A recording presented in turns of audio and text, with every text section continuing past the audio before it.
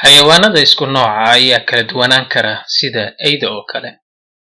Iyagoo ay isku ah ayaa waxaa u dhexeeya farqiyo muuqaalkooda iyo jidhkooda ah, taasaana keentay in magacyo kala gaar ah la kala siiyo.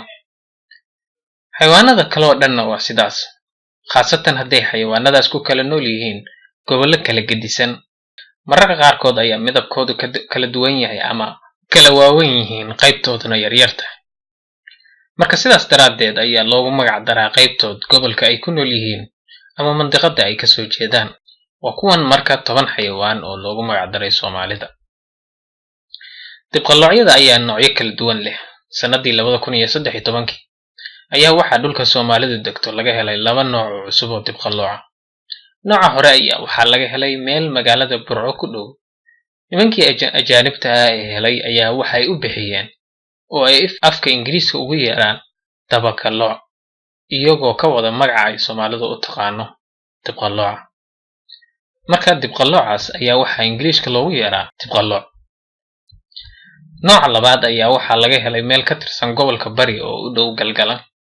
Noocan ayaa ajaanibta heshay waxay u bixiyeen Puntlandis, iyagoo ugu magac daray Puntland. Waxaan filayaa in hadda kadib uu dibqalloocan ka mid noqon doono ama xubin uu ka noqon doono dowladda federaalka. Somali Slender Mongoose waa xayawaan ka mid ah xayawaanada ku nool dhulka ay Soomaalidu degto.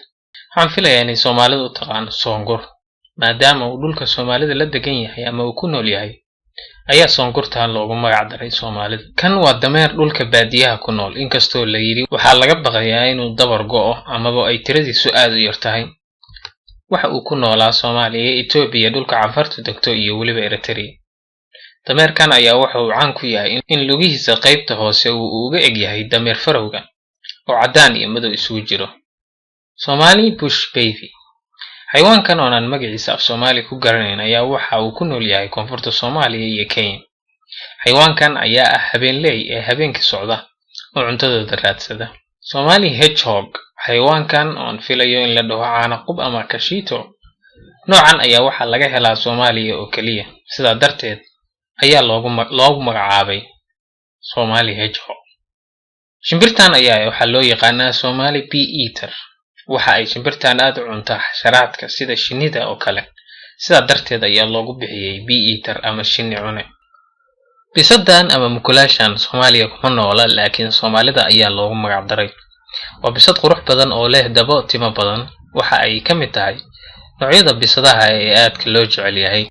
Qoolleydan ayaa loogu magac daray Soomaalida sababtoo ah waxa ay ku nooshahay gobollada Bari, Sanaag iyo Togdheer.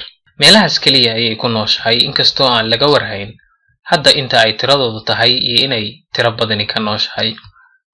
Rahdan ayaa waxay ku nooshahay wadamada Soomaaliya, Itoobiya iyo Kenya. Waxaa loogu magac daray Soomaalida.